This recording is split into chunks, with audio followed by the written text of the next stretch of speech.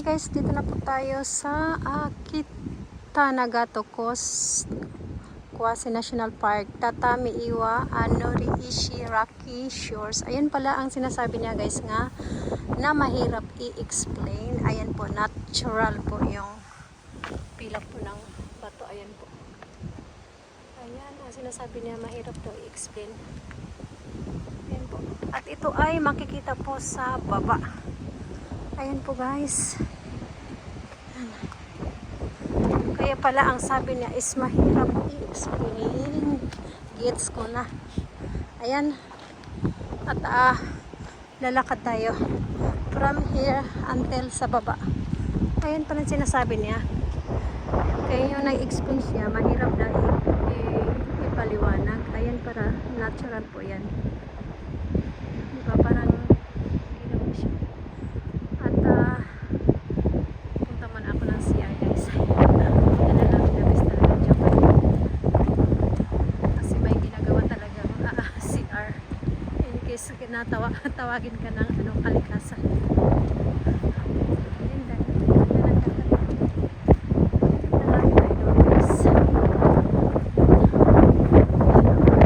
At least may nakasulat na English. Tanagato Coast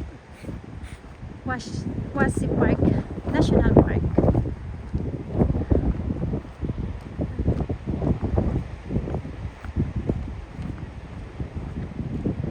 Ayan pala. Drone po ba siro? Ano kasi so yun? Ayan. Palipat kami ng drone kaya lang malakas yung hangin parang delikado. At guys ako ay baba muna tayo dito. Dali tayo mag-CR. Tapos na kami mag-CR. At dito ang daan. Papunta po doon.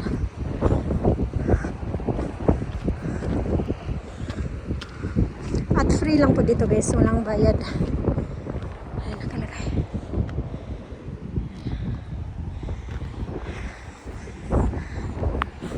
Manifest. Ay, sana walang hangin. Lakas ng hangin. At malamig. May araw pero malamig ang guys ang hangin. Kaya naka-jacket kami muli.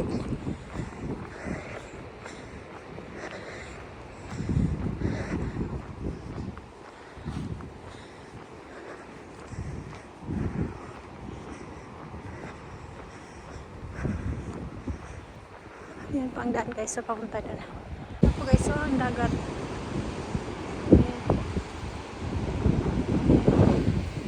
Malapit na pa tayo. Siguro araw-araw dito malakas lang talaga ang alon.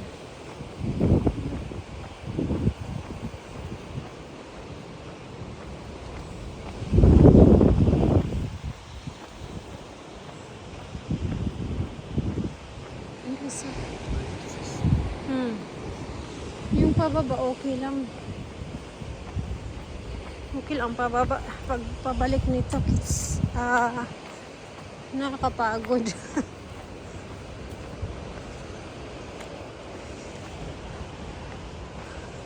Sa bagay pag kami naman ang gumagala almost sa bagay tag nito may hindi na talaga maiwasan yung may lakaran portion kasi sa mga area kung saan po gustong gumala may ganito talagang mangyayari. Hala, ganyan pala siya guys. Oh, ganito pala. Sana okay yung drone anuhin natin. Kasi parang hindi natin mapuntahan yung pinakababa. Nakakatakot kasi may alon eh. Pag humampas yung alon baka madala pa tayo. Ayan, hanggang dito lang po siguro tayo. Asa mo? Ikarin na dyan ay? Ay, Karing. Ayan, sabi na delikado. Pupunta doon. Ayan po ang itsura guys. Ayan po ay natural. Ayan. Parang ginawa siya ng pilak ng bato, no? Ayan pala kani. Uy, nakatakot. Uy, ginoo ko. Uy, ginoo mo. Nakatakot nga guys. Ganyan ang baba. Dito na tayo. Ay, mga mabit yan sa may ayan, ganyan. Ayan siya guys. makita natin ang view po sa baba. Kasi ako sa mga ganitong lugar, takot talaga, matakot lang kayo. Yung beses ko sinabi takot, matakotin talaga ako guys. Lalo ganyan, mabato ang ano pag may slide ganyan. Naku! Tapos punta tayo sa kabilang side. Hindi naman madulas ang bato. Okay lang. Mas okay na yung mag-ingat tayo guys. Hanggang dito lang tayo.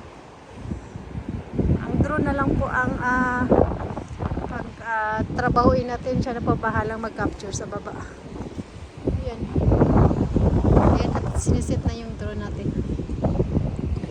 Ganda pala talaga. Ayan, so,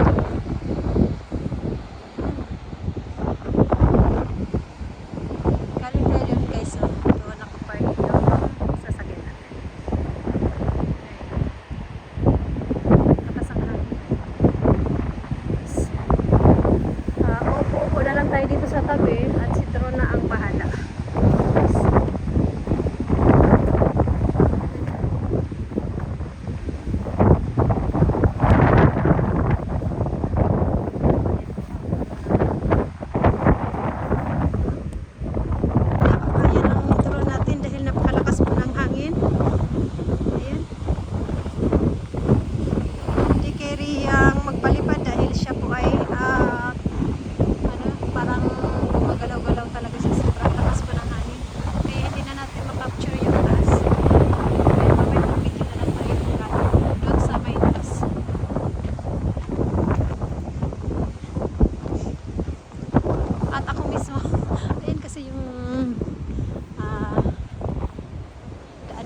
Pababa talaga siya. Konting dulas mo lang yan dyan. Kung mapunta ka sa baba talagang delikado. Delikado talaga. Maganda sana siya, kaya lang mas okay na yung ingat tayo. Dahil nga bato-bato yung baba. Pag tayo malaglag dyan, ako. Kung hindi ka man hindi mo nakatapusan or mapilay talaga yung mabali yung buto-buto mo. Kaya saglit lang kami guys. Nung galing patay kanya sa sa taas, akala namin makababa kami hanggang dyan, no? Yan pala, wala siyang daan talaga guys. Delikado. Ayun, may harang naman yung ano, may fence naman dito. So kung videohan natin, ayan, hindi pala pwedeng puntahan ng tao. Ayan. Kire, ganyan guys, sa sobrang lakas ng hangin, ganyan ang dagat. Yan, hinihingal na ako. Nasa kalagitnaan pa lang. Ayan, ang ano, hinihingal na ako. Ayan ang alon. Napakalakas po.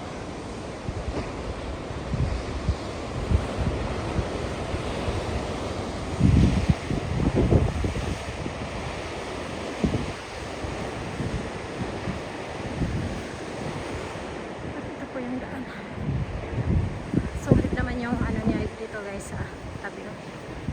Kaya feeling safe po pag maglakad dito. Mapifeel mo na safe. Kasi pulido yung paggagawa ng harang dito sa ano, right side.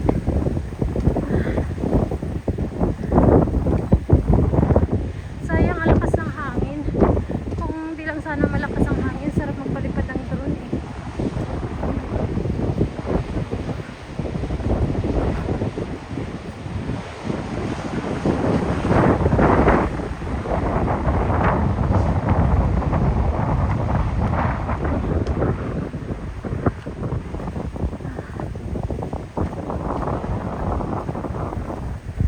Pero pag mga ganitong lugar, mas better kung ano, punta ka dito na hindi mainit ang panahon. Dahil pag mainit, I'm sure hihinga rin ka dito. Paakyat yung daan. Tapos sa gilid, ayan o. baka may biglang lalabas na ano dyan, mga ahas.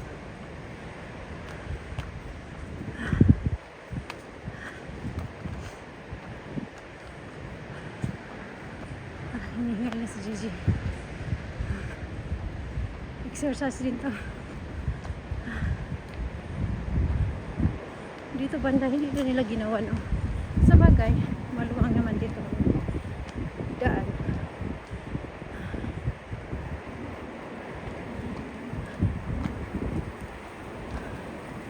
Ayan. Dito na tayo, guys. Ayan, okay na dito. Ayan. Ayan, guys. Ayan, may bato din, no? Natural rock formation. Ayan, mga natural formation. Sayang. Pagkaramiro eh. Ayan, makikita natin guys. Ayan, ayan po ang itsura guys.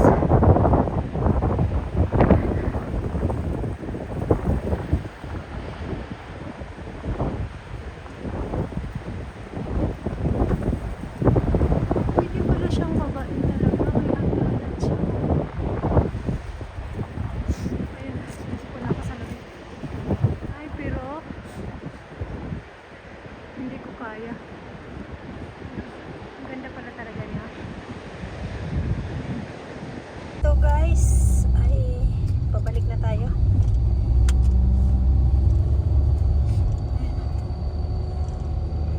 At ipapakita ko lang sa inyo ang dinadaanan namin. Kanina, maganda po dito ang ibang puno po ng sakura guys. Buo pa po siya. Wala pa pong halong dahon.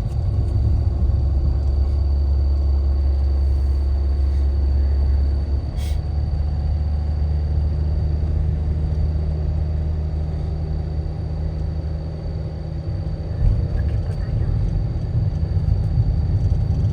At mamaya ipapakita ko sa inyo guys ang mga sakura blossom po dito. Pero po guys, so tingnan nyo. May halot na pala yung iba.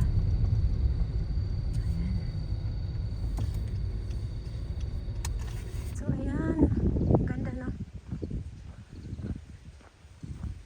Ayan. Oo. Ayan no. Hanggang baba yung puno. Ganda.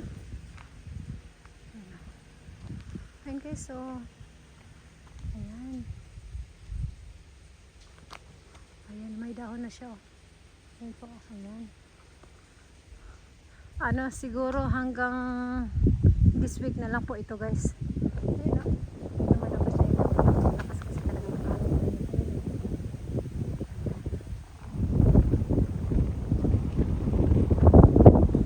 Ayan yung puno niya. Ang lalaki pala ng puno niya guys. Ayan po ang baba. Ganda na.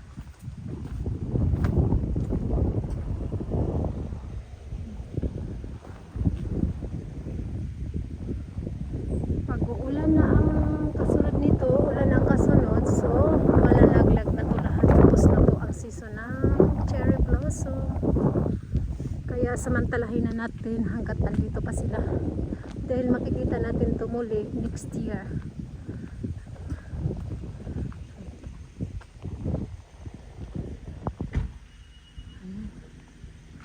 At magpapalipad siya ng drone.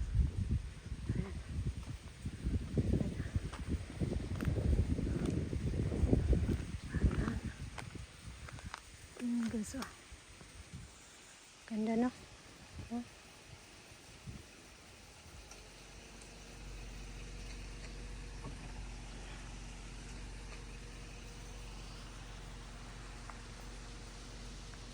At ito guys, babiyahin na po kami papunta po ng Kokora. Ayan, babiyahin po kami ng 2 hours mahigit. At abangan nyo na lang po ang aking susunod na i-upload. Maraming salamat po sa inyong support at panonood ng aking mga vlog. Thank you everyone for watching.